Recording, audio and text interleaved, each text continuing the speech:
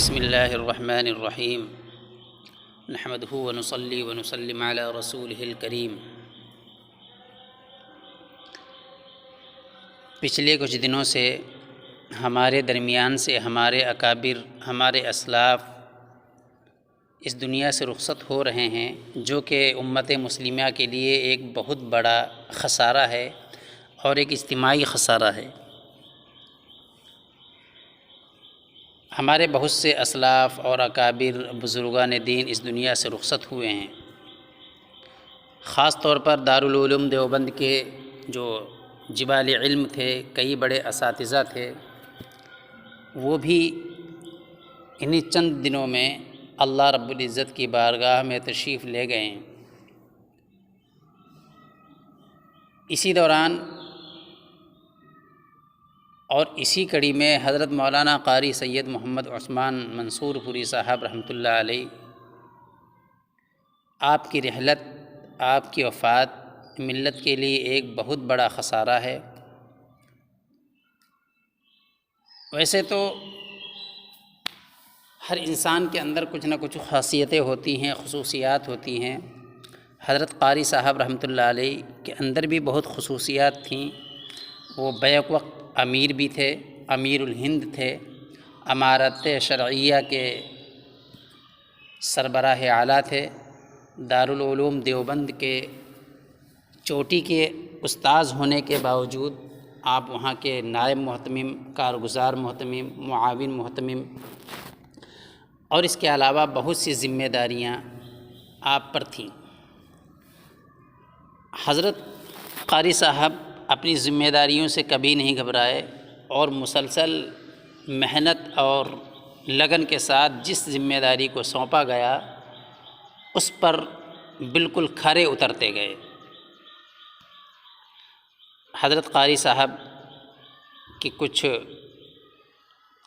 ان کے حالات، ان کا مختصر تعارف یہاں پر پیش کیا جا رہا ہے کہ حضرت قاری صاحب رحمۃ اللہ علیہ، آپ کا نام سید محمد عثمان اور والد کا نام سید محمد عیسیٰ تھا، جو کہ انتہائی رئیس اور زمیندار تھے، ساتھ ہی نہایت صالح، متقی، پابند شریعت، خلاف شرع امور سے اجتناب ان کی فطرت تھی۔ اولاد کو علم و عمل سے آراستہ کرنے کا بے پناہ جذبہ تھا، اور یہی وہ لگن تھی جس کی خاطر اپنے وطن منصور پور کو چھوڑ کر دیوبند کی سکونت اختیار کی۔ حضرت قاری صاحب کا وطن اصلی منصور پور ہے، جو مظفر نگر ضلع میں واقع ہے۔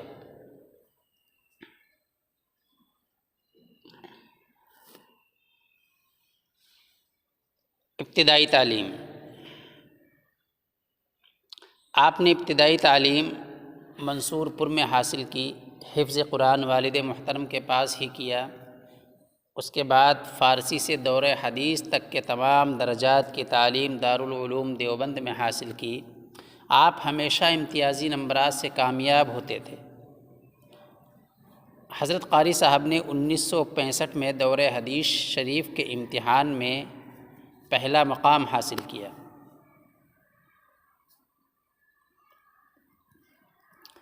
دور حدیث سے فارغ ہونے کے بعد آپ نے شیخ القراء حضرت قاری حفظ الرحمن صاحب اور قاری عتیق صاحب کے پاس فن تجوید و قرات حاصل کیا۔ اس کے بعد ادیب بے مثال حضرت مولانا وحید الزماں صاحب کیرانوی رحمۃ اللہ علیہ کے پاس فن ادب میں کمال حاصل کیا۔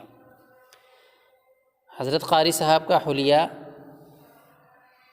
کشیدہ قامت، سر و قد، کتابی چہرہ، دودھیا رنگ، ستواں ناک، ریش مبارک قدرے گھنی، رفتار آہستہ خرام سبک گام، چلتے وقت نگاہیں خمیدہ، گفتار نرم و ملائم، عموماً سر پر سفید رومال، دیکھ کر ایسا لگتا جیسے کوئی فرشتہ خرامہ خرامہ چلتا ہوا آ رہا ہو۔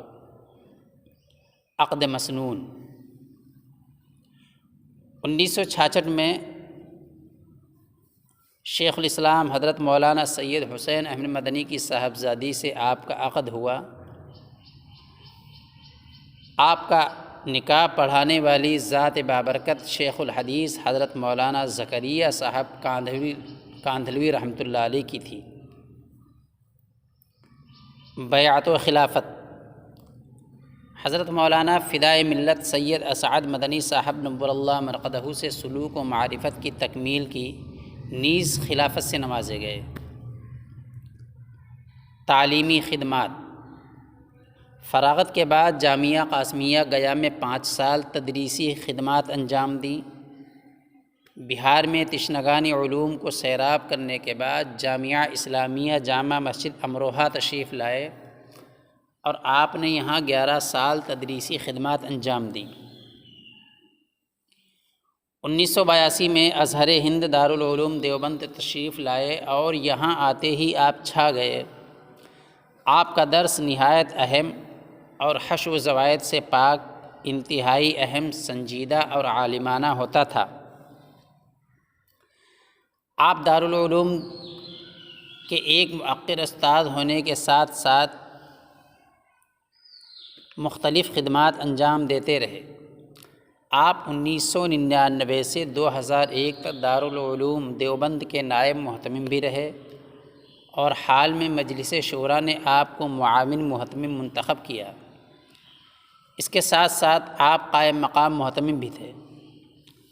آپ تحفظ تحریک ختم نبوت کے لیے عالمی سطح پر معروف بھی تھے۔ اس کے علاوہ آپ کی بہت سی خدمات ہیں جن کو مختصر سے وقت میں بیان کرنا ممکن نہیں۔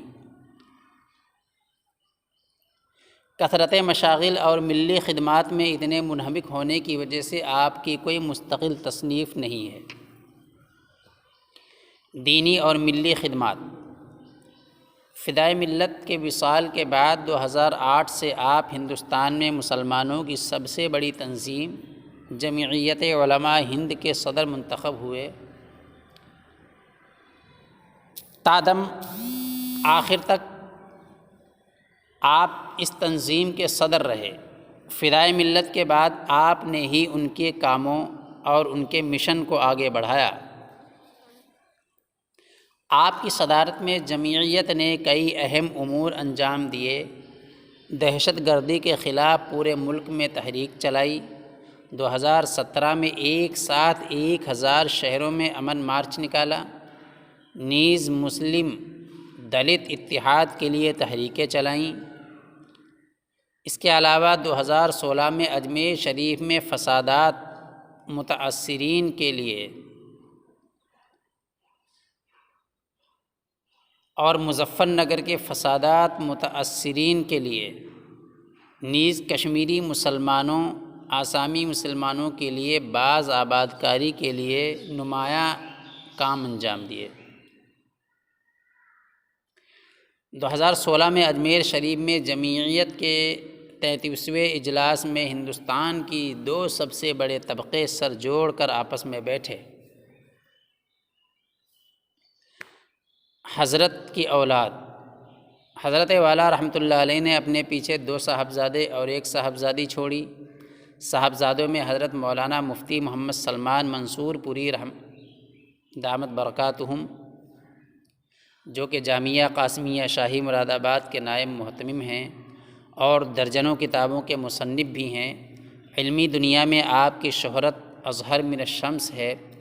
آپ کی کتاب النوازل کتاب ہر دارالافتاء کی زینت ہے۔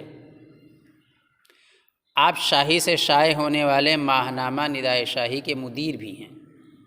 دوسرے فرزند حضرت مولانا مفتی محمد عفان منصور پوری دامت برکاتہم ہیں، جو دارالعلوم دیوبند میں تکمیل افتاء، تکمیل ادب اور تخصص فی الحدیث کرنے کے بعد شاہی مراد آباد میں استاذ ہوئے اور 4 سال وہاں خدمات انجام دیں۔ اس کے بعد جامعہ اسلامیہ جامع مسجد امروہہ چلے گئے۔